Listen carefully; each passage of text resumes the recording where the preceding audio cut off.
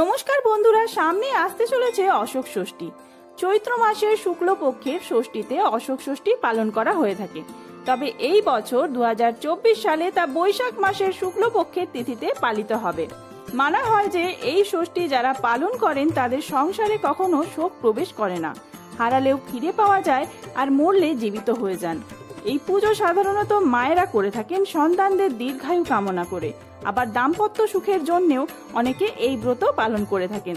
তো চলুন বন্ধুরা, আজকের ভিডিওতে আমরা জেনে নেব 2024 সালে অশোক ষষ্ঠী কবে পড়েছে, ষষ্ঠী তিথি কতক্ষণ থাকছে, অশোক ষষ্ঠী পালন করতে কি কি উপকরণ লাগবে, কিভাবে করবেন ষষ্ঠী পুজো আর অশোক ষষ্ঠী ব্রত পালনের নিয়ম। ভিডিওর মূল পর্বে যাওয়ার আগে মা ষষ্ঠী দেবীর অশেষ কৃপা পেতে কমেন্ট বক্সে লিখুন জয় মা ষষ্ঠী দেবীর জয়। এই বছর অর্থাৎ 2024 সালে অশোক ষষ্ঠী তিথি শুরু হবে 13 এপ্রিল 2024, বাংলার 30 চৈত্র 1430 বঙ্গাব্দে শনিবার বিকেল 4:12 পর থেকে। ষষ্ঠী তিথি সমাপ্ত হবে 14 এপ্রিল 2024, বাংলার 1 বৈশাখ 1431 বঙ্গাব্দে রবিবার দুপুর 3:38।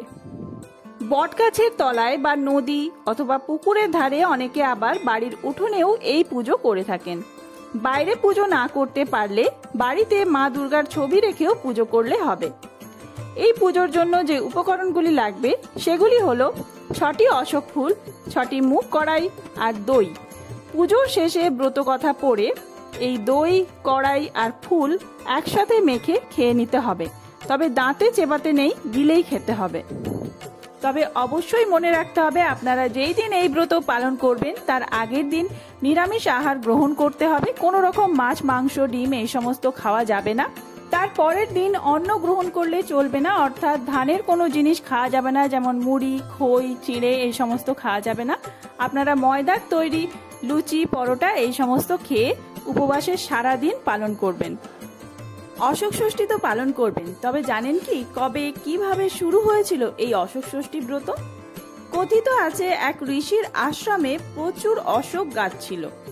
একদিন তিনি একটি অশোক গাছের তলায় একটি সুন্দরী মেয়েকে ক্রন্দনরত অবস্থায় দেখতে পেলেন।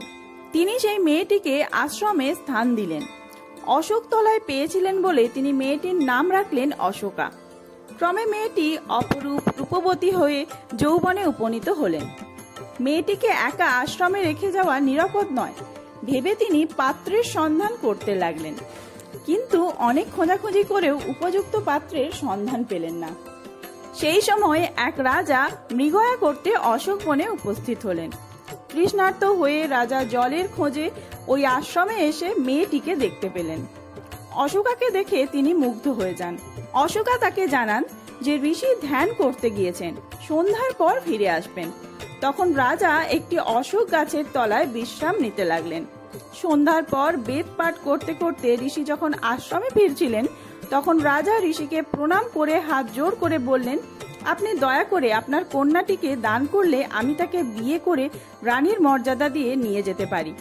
ঋষি মনে মনে খুব খুশি হলেন এবং অশোকাকে রাজার হাতে সমর্পণ করলেন। যাবার সময় মুনি অশোকার হাত ধরে তার আঁচলে কতগুলি অশোক ফুল ও বীজ দিয়ে বললেন, মা তুমি এই ফুলগুলো শুকিয়ে রেখো, আর এই বীজগুলো রাস্তার দুধারে ছড়াতে ছড়াতে রাজধানী পর্যন্ত যাবে। রাজার বাড়ি পর্যন্ত এই বীজগুলো থেকে অশোক গাছ জন্মাবে। যদি কোনোদিন তুমি কোনো বিপদে পড়ো তাহলে ওই গাছের সারি দেখে আশ্রমে আসবে।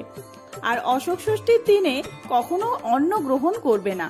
তুমি ষষ্ঠীকে পূজা দিয়ে 6টা অশোক কুঁড়ি, 6টা মুগ কলাই, দই একসঙ্গে মুখে দিয়ে জল খাবে, গিলে খাবে, দাঁতে যেন না লাগে। অশোকা মুনির কথা মতো বীজ ছড়াতে ছড়াতে রাজবাড়িতে গেলেন।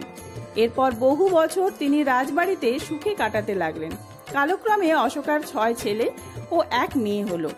আরো কিছুকাল পরে চৈত্র মাসে অশোক ষষ্ঠীর দিন অশোকা বৌমাদের বললেন, আজ অশোক ষষ্ঠী, আমি আজ অন্ন গ্রহণ করব না।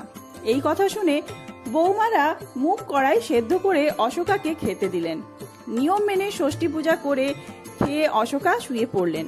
সকালে ঘুম থেকে উঠে তিনি দেখলেন যে সবাই মরে পড়ে আছে।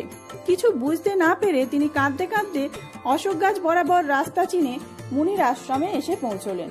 মুনি সমস্ত বিষয়টা বুঝতে পেরে অশোকাকে বলেন, মা, তুমি যে মুগ কড়াই সেদ্ধ খেয়েছো তার মধ্যে একটা ধান ছিল, সেই ধান সেদ্ধ হয়ে ভাত হয়েছে, তা খেয়েই এই বিপত্তি। ঠিক আছে, আমি তোমাকে মন্ত্রপুত জল দিচ্ছি, তুমি বাড়ি গিয়ে এই জল ছিটিয়ে দিলেই সবাই আবার বেঁচে উঠবে।